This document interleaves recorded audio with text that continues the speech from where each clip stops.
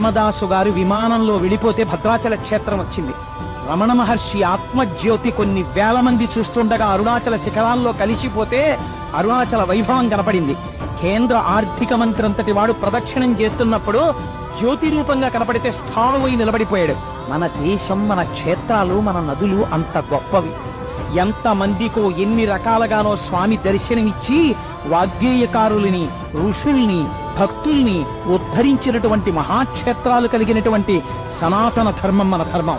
అటువంటి ధర్మంలో పుట్టడం మన అదృష్టం. అటువంటి ధర్మం గురించి చెప్పుకోవడం మన అదృష్టం. అటువంటి బావులలో స్నానం చేయడం మన అదృష్టం.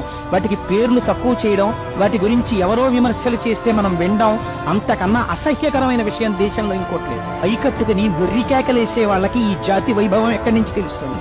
నువ్వు నా జాతిని, నా మతాన్ని విమర్శించగలిగిన మొనగాడివా? మైక్లో ఎక్కడి నుంచి వచ్చింది నీకు ఈ కలే?